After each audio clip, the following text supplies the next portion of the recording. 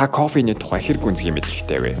Цойлогсод залуусын нэгдлээс сар бүр зохион байгуулдаг Motley Event-ийн удаад кофе болон дарсны соёл гэх сэдвийн хүрээнд болж өнгөрлөө. Улмаар үг үйл ажиллагаанд Jax Coffee-гийн гүйцэтгэх захиралцээ пүрэв жаргал оролцсон кофений талаар сонирхолтой яриа өрнөсныг хүргэж байна. За сайн байцгаана уу залуусаа.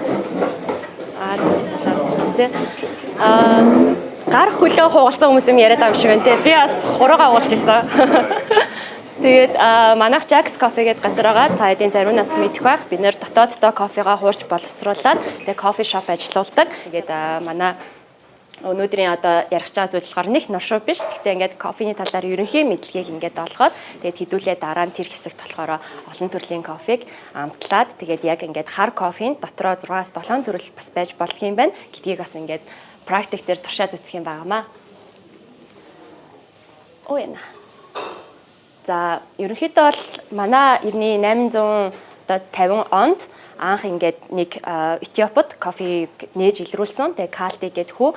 Тэгээ тэр болохоор ингээ ямаачин хүү байсан. Тэгээд ямаанууд нь яг тэр нэг жимс ургамлыг идэхээрээ л ингээд маш юм цоглог болоод илүү ингээд цовхчоод хадан дээр үсрээл те ингээд ийм болоод байгааг анзаарсан. Тэгээд ингээд анх кофений ургамал жимсийг нь одоо нээ илрүүлжсэн байгаа. Тэгээд одоо өнөөдрийн энэ дэлхийн бүх кофечид Калтид баярлаа гэж хэлмээр байгаа. Аач слайдыг харцгаая. Тэгээ ерөнхийдөө бол дэлхий дээр ерөөсө хоёр төрлийн кофений ингээд одоо мод байдаг. Тэр нь болохоор сорт нь Arabica Robusta гэдээ байгаа. Тэгээ энийг одоо ингээд улиг болтлон хүмүүс аяг сонсцсон. Гэхдээ ерөөсөө ингээд хитгэн л ялгаа байдаг. Тэр нь болохоор Arabica нь болохоор илүүтэй одоо ингээд хүний арчилгаа шаардсан. Илүү одоо бас өндөрлөг газарт ургадаг. Тэгээд хүний арчилгаа яагаад шаардж ийн гэхээр дээшийг нэг цаг агаарын нөхцөл байдлаас шалтгаалаад илүүтэй ингээд Робустатайгаа харьцуулахад кофений агуулмж нь арай бага бас ингэж ургадаг. Робуста маань болохоор илүү намд газар ургадаг учраас өөрөө ингэж цаанаасаа байглаараа одоо хортон шавжаас ингээ өөрийгөө хамгаалахын тулд ингээ илүү их кофений ялгаруулдаг. Тэгээ тийм болохоор ингээ кофений агуулмж нь илүү өндөр байдаг. За тэгээд ерөнхийдөө бол үнийн хувьд ч гэсэн дэлхийн зах зээл дээр Arabica сортын кофенууд болохоор илүү үнэтэй байдаг. Робуста болохоор арай илүү хямдхан байдаг болохоор энийг одоо ихэвчлэн нарканд ч юм уу арай хямдхан бүтээгдэхүүнүүд хэрэглэх ийм хандлагууд байдаг. За тэгээ ерөнхийдөө энэ хоёр өөр нийлээд тэгээ өнгөрсөн 10 сард нэг кофений тариалангийн талбай дээр очиж үзсэн байхгүй. Тэгээ жимсийг би ингээд бас амьдралдаа анхудаа ингээд үзээд тэгээд тэгсэн чинь энэ хоёр ингээд нийлчээд нэг жимс болж байгаа. Тэгээ гадуураа ингээд улаан бүрхүүлтэй. Тэгээд ингээд зажлаад үцгэд бол яг л жимс. Тэгээд доторх нь болохоор нэг тийм түүхий зүгээр ногоон будаа шиг тийм. Ерөөсөө нөгөө нэг бидний мэддэг кофений өнгө болон одоо тэр үнэр амт байхгүй байсан. Тэгэнгүүт энэ хоёрын хэмжээ нь болохоор бас өөр хоорондоо ялгаатай байдаг. Дотор нь байгаа энэ зүйл нь болохоор хальс. Заримдаа хүмүүс нөгөө кофе ботлуулаад авахаар энэ хальс нь их байхаараа ингээд хогтой байна гэж бодоод тэгээ энэ юу хог вэ гэдэг ч юм уу нэг тиймэрхүү бас асуултууд асуудаг. Тэгэхээр энэ нь бол ингээд зүгээр угаасаа өөрт нь байдаг тийм жимснийхэн дотор нь байдаг хальс юм шүү. Энэ нь те түрүү нөгөө жимс. Тий. Тэгээд нөгөө нэг эднэр бас ингэдгийн бүгдээрээ нэг зэрэг улаахгүй ингээд ийм болохоор ингээ уулаар хүмүүс яваал энийг ингээ улаасны түүгээл үүрээл ингээ явж идэг.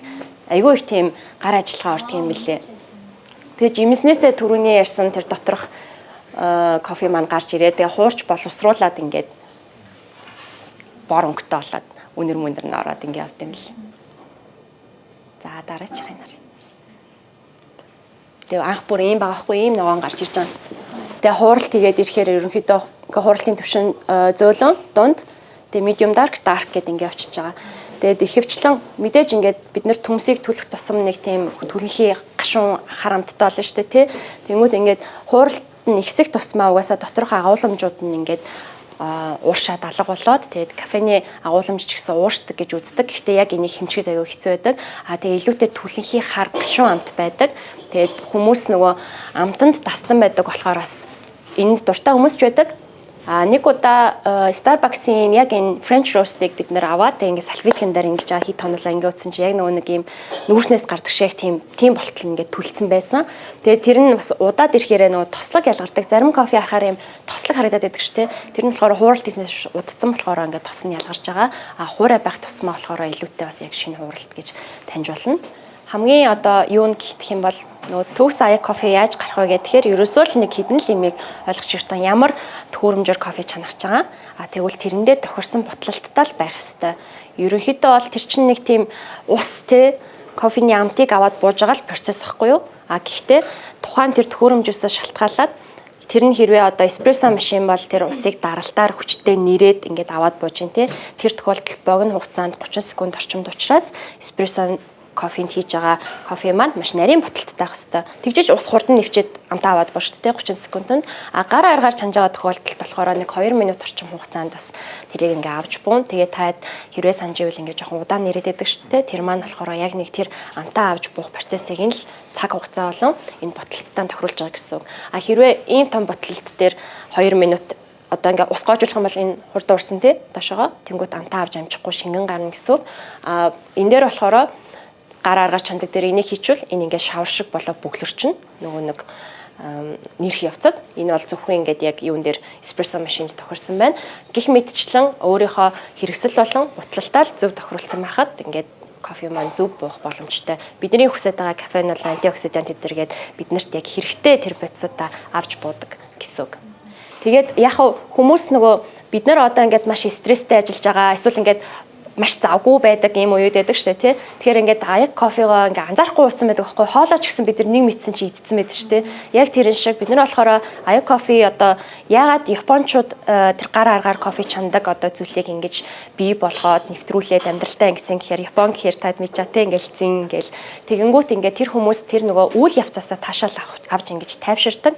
Тэгээ энэ бол ингээд бид нар өдөр тутамдаа бясалгал хийгээ суугаад чадахгүйсэн ч гэсэн өдөр тутмынхаа ямар нэг үйлийг ингээд бясалгал мэт болгох боломжтой. Тэр нь болохоор жишээ нь ингээд кофегоо өөрөө бутлаад тий буталсан кофе авчин л сэтгэл ягаа өөрөө бутлаад байгаа гэдэг ч юм уу. Тэр бүх үйл явцаасаа өөрөө ингээд бас ингээд гоё тайвшрал авдаг. Тэгээ бидний тарих бас тэрийг хийх дуртай болоод ингээд явж байгаа болохоор тэрийг хийхээр аз жаргалтай болоод байгаа болохоор тий тэрийг ингээд дахин хийх дуртай болдог. Тэгээ кофе бас ингээд өөрөө бутлаад чанаад ингээд хүн дайлахад бас яг л нөгөө бид нар ингээд хайртай хүмүүс бие биендээ хоол хийж өгөхөр амар гоё амттай байдаг шүү дээ. Яг тэрэн шиг нэг тийм тэр аяг кофе бол хамгийн амттай гоё кофе болж буудаг.